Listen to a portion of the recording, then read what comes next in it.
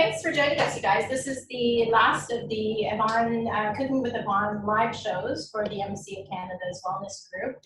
So thank you for everyone who's been joining week after week.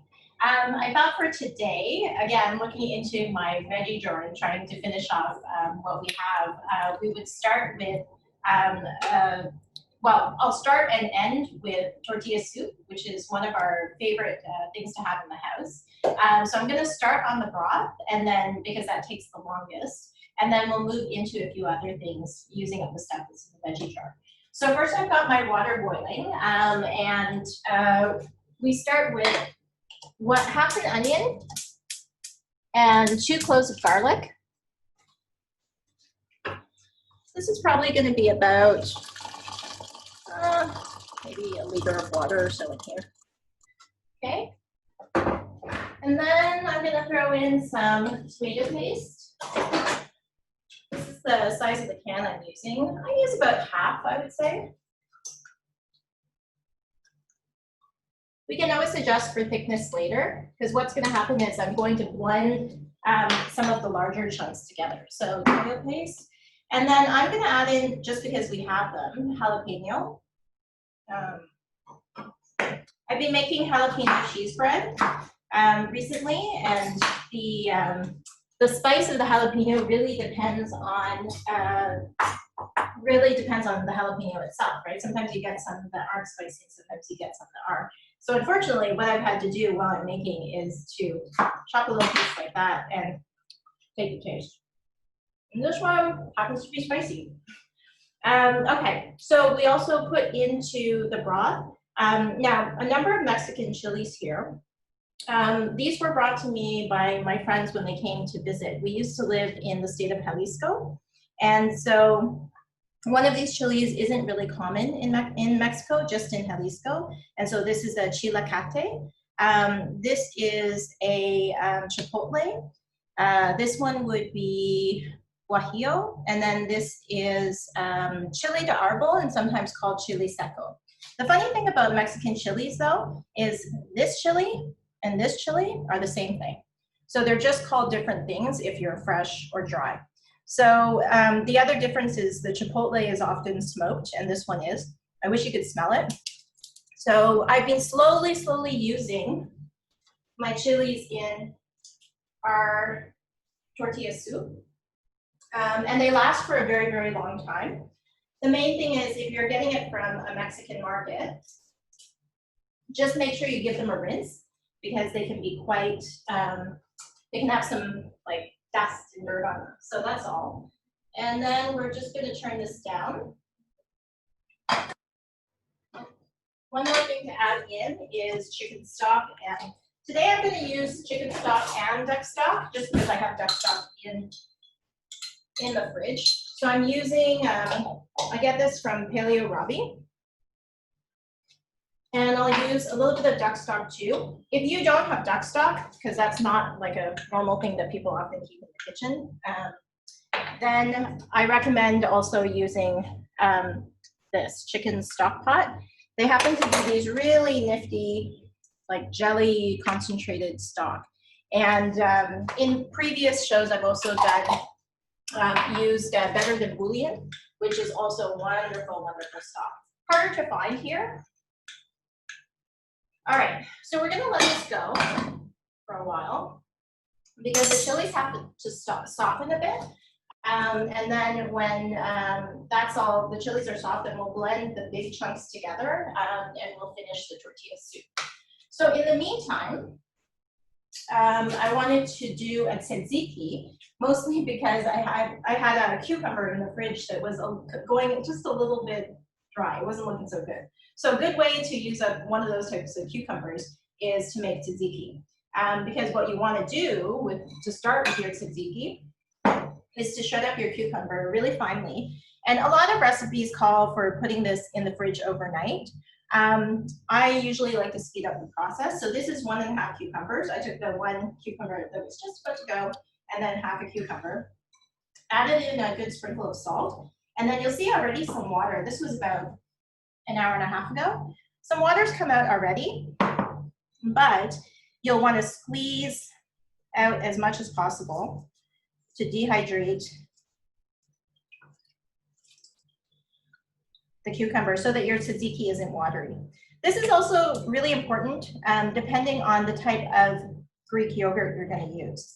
The Greek yogurt I'm using happens to be a very, very thick Greek yogurt. So I think even if I had a bit more of watery cucumber, it wouldn't affect it as much. So I'm just going to get rid of this over at the sink.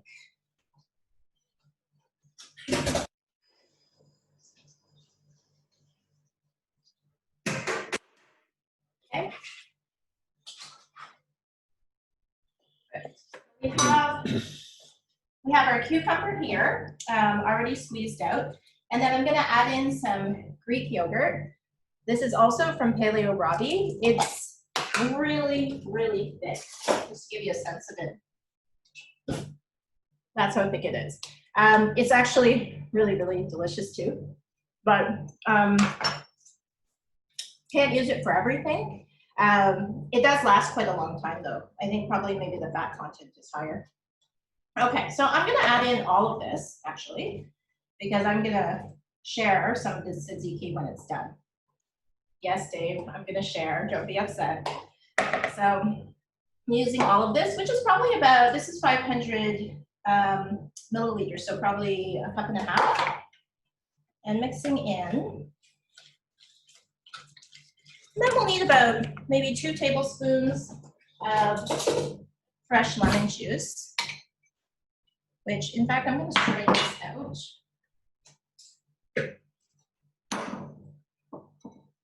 Actually, before I do that, I'm going to show you one more gadget because everybody's been always asking about the gadgets that I use. So for fresh lemon juice, I like to use this gadget.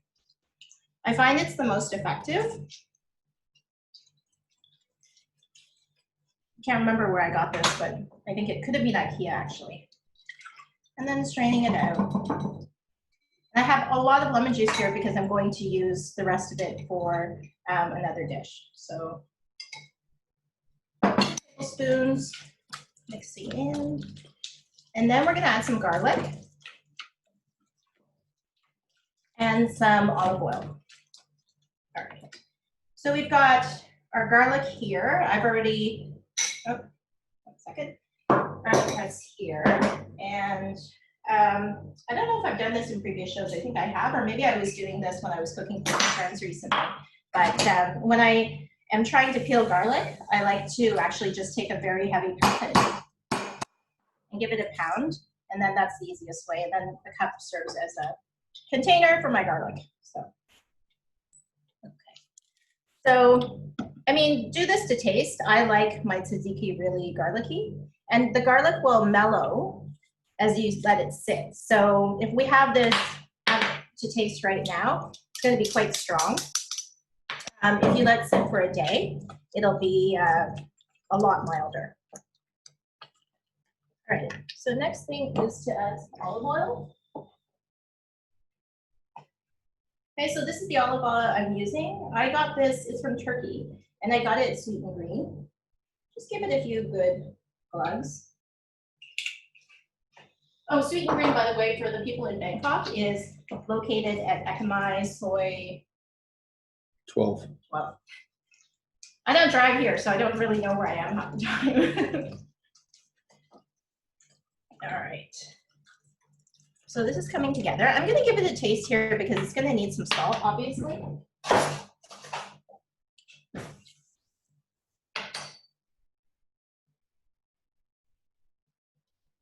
So a sprinkle of salt. You know what? And I feel it needs another clove of garlic. Goes to show how much garlic we eat in this house. It's a good thing we're together all the time.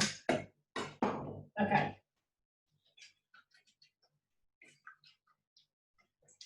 And there you have it. If you want your tzatziki to be a bit more tangy, you add more lemon, you just do it all to taste. The last ingredient that you would add to tzatziki, which I'll do probably at the end, is dill and or mint. I prefer dill, so I'm going to set this aside and then I'll add some dill later. The other thing is you want to taste after it's had even more than 10 minutes to mellow out a bit, and then you can readjust the seasonings. Okay, so I'm gonna set this aside. And then we're going to work on Poppadoms. I know this is really weird. So we're going from Greek to Indian, but Poppadoms are a snack that we like to have in this house as an alternative to chips. But I wanted to show you a couple ways to make Poppadoms. So there's the traditional way of frying, and you can just pan fry. And the reason why the oil is in the jar is I'm reusing a bit of oil from when I made French fries the other day. Decided that was a cheat meal where we would have something a bit more greasy.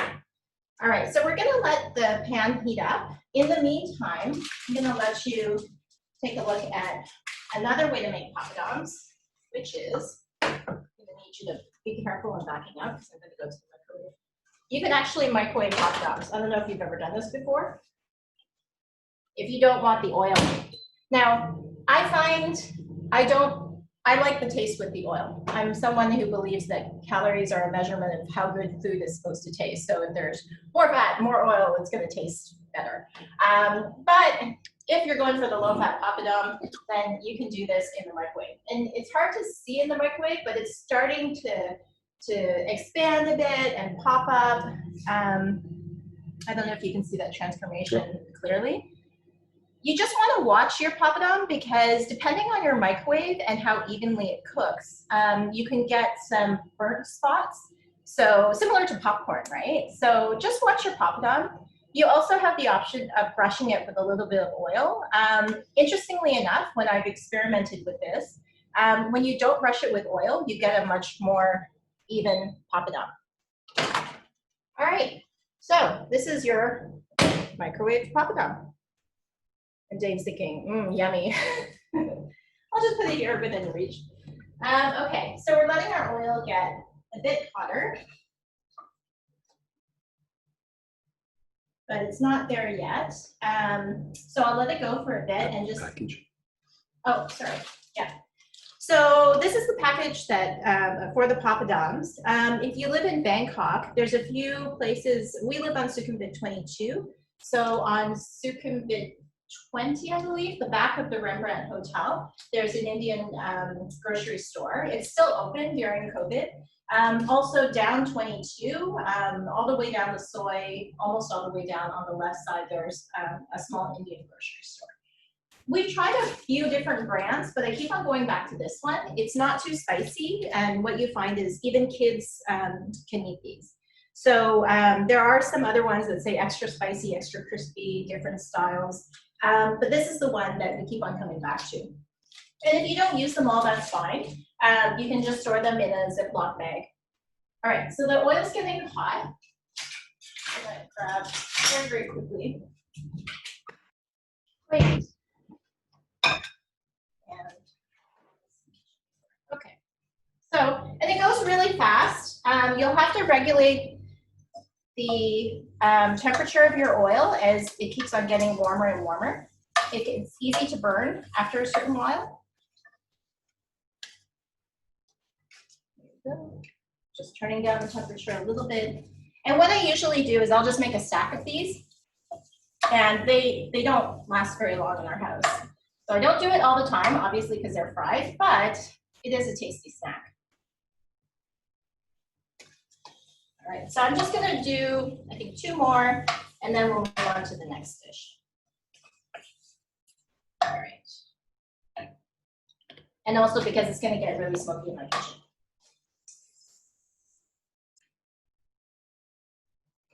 Okay.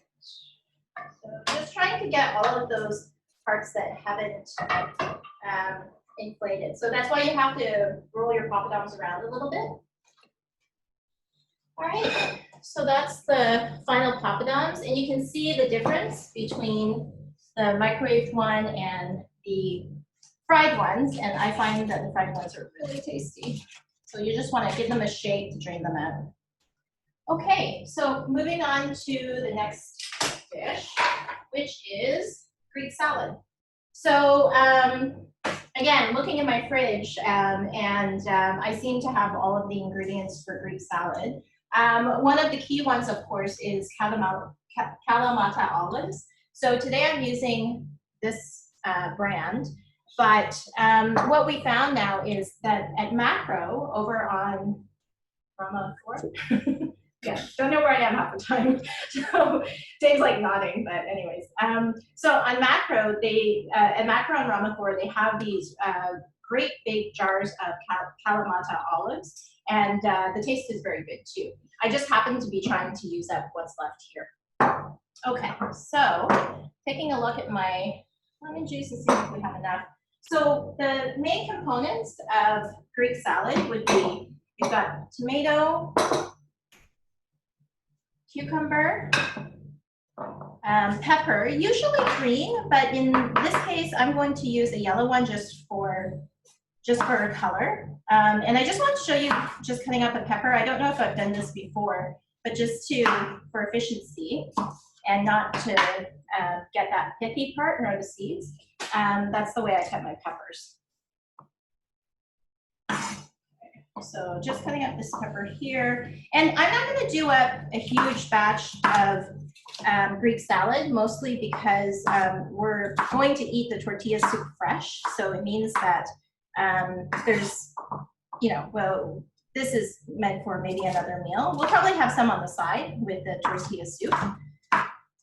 But I wanted to show you what you can do with Greek salad just to mix it up and how you can keep it in the fridge for a while. So mixing up my Greek salad. So we've got the tomato. I've used here what I had in the fridge. So it's a mix of like cherry tomatoes that I've cut in half. And then I think we've got Roma tomatoes in there.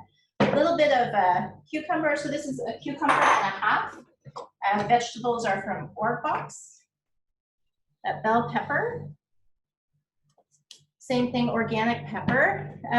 We have some onion here. I usually prefer to do this with red onion. I still soak it, but because I didn't have any red onion in the fridge, so we're going with white. And this is just very little. There's, it's like a half of this onion. So I don't really like to have too much onion in the Greek salad. I find it overpowers. All right. So if you're doing this where you're going to make Greek salad, but you want to make one big batch and eat this for a few meals, at this point, you can add in oregano.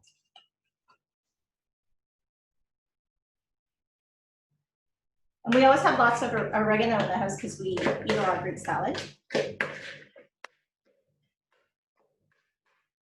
And this will keep in the fridge for a few days. So you're not adding salt, you're not adding the dressing, you're just keeping the vegetables with the oregano together in an airtight container. So what I'm gonna do now is mix up just one portion for lunch. So I'm just thinking,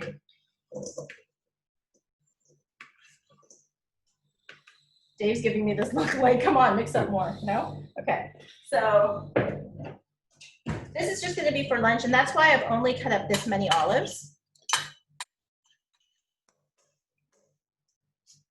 And then for the dressing, you're mixing in a bit of feta. And the feta that I'm using is a local feta called Happy Cow. What I would recommend is that you really taste your feta, because I find that the more mass-produced packaged fetas that you would see in the, that are maybe imported are a bit saltier. Happy Cow is local. They've just been making the cheeses and dairy products. And so it's not as salty, and you really have to taste taste the feta just to adjust these things. So the other components are some fresh lemon juice. Okay, maybe just a tablespoon and a half, and then some olive oil. Get close of that. And the feta helps you to make a sauce.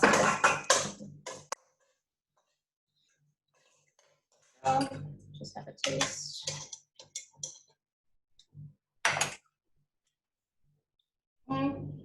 Needs a pinch of salt and definitely some pepper. But then we're good to go. Most times I don't really add any additional salt to Greek salad because the feta is usually quite salty. And there's many different types of feta you can use. There's the goat's milk and cow's milk. Just go with what you love.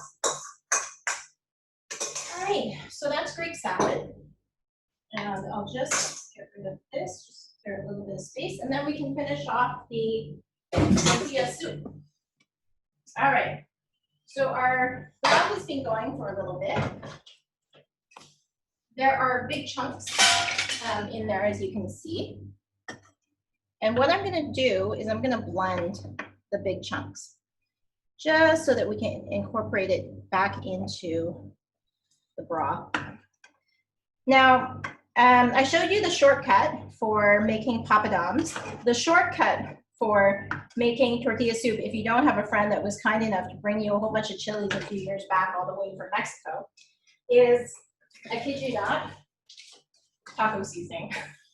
So tomato paste, onion, garlic. If you want to add some, you know, the fresh chilies, because you can get that here, you can use taco seasoning or chili pepper. And when I say chili, it's not the Thai chili that you get in the market.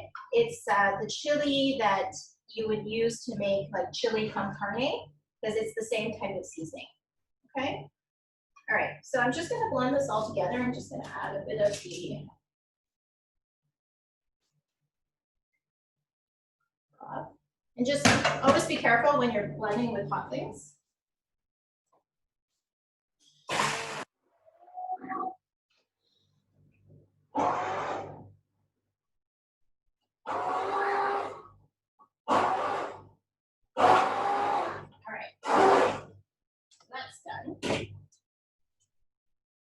So you'll see it's turned into a bit of a paste here. And I wish you could smell this. This is just, brings me back to Mexico. Okay, so away my strainer. Here is my little spatula. No, big one. And adding this back in. And it might be a bit too thick at this point, so I'm going to adjust for seasonings, obviously, and taste and make sure that it's not too salty. If it's too salty, then I'll add water. But this is the basis for the tortilla soup. So just taking a quick taste. That's pretty good. I think it needs a little bit more salt and a bit of water because it is a bit thick.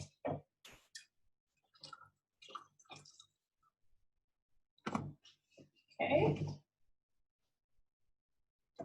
And I'm just gonna put that on just for a little bit and add a bit of salt, just a pinch. All right. So just giving it a stir, letting it heat up a bit more because I added some more water. The water was already hot, so this isn't going to be taking too long to boil up again. Yeah. Okay. So letting that heat up, we have a few minutes left. So just showing you how to finish the tortilla soup. So what I have here is a chicken breast, half a chicken breast that I've cooked previously. I think I've mentioned in previous shows that I like to roast 2 chickens in like on a weekly basis. I usually do a roast chicken dinner. We eat 1 chicken and then we save the bones and everything. We eat. And then we debone the second chicken, and then I package the chicken breast and the dark meat separately and put it in the freezer. So I can always take out pieces for use whenever I want. And the reason I started doing this was in Canada, I would usually go to any of the grocery stores to get the pre-made roast chicken. But here they tend to add sugar to the roast chicken. So I wanted something that I could predict. So we've got shredded roast chicken. Because I have it in the fridge, then we're using sharp old cheddar. It's the same sharp old cheddar I've been putting into my jalapeno cheese bread, and that's why we're using this. I often like to use Monterey Jack cheese, but anything will do. You can even use feta, because that's similar to a type of cheese that they have in Mexico. It's up to you. Unfortunately, we don't have avocados today, which is something that I normally like to put in our tortilla soup. The avocados have been really unpredictable recently, so. I know, they have been, they're just hard to manage here. And then a handful of tortillas, or nacho chips if you want to call them. This is the brand that I like to use. What I find is in Mexico, if you're gonna make tortilla soup, normally they would probably actually fry up actual tortillas, and the tortillas are a bit bigger in Mexico. So you really want to use chips that are have a bit more weight to them. So like not tostados, those are really maybe more for munching. These ones have a bit more, they're just a bit thicker and have a bit more body. And then, just to finish off, then I'm going to do just a little bit of cilantro,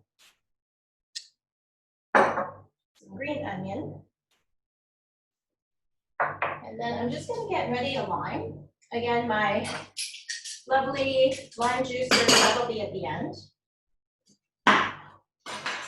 And then you pour the hot stock, hot broth, whatever, over the chips and everything, and it melts the cheese and gets the tortillas, the crispy tortillas, a little bit softer. So when I serve this for a dinner party, what I'll do is I will transfer the broth into something like a big teapot, if you have it, and then do it tableside.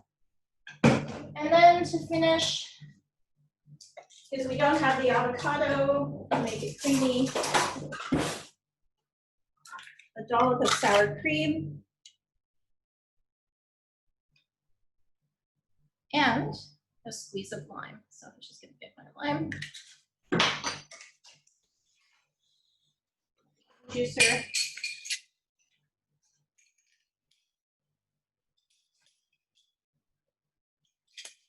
And there we have it.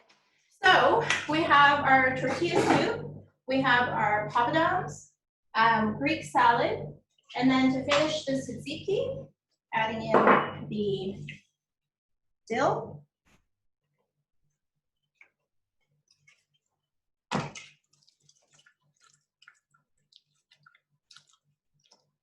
Take a taste.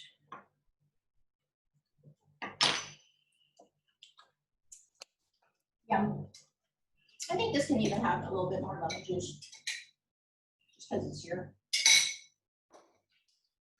Okay, so that's it. And we've hit 12:30 now. So again, thanks for joining for all of the shows, you guys. It's been a learning experience for both of us. And we can, if you have any questions or comments, you can unmute yourselves one by one, because we'll stay on for just a little while longer if people have questions. This sounds good.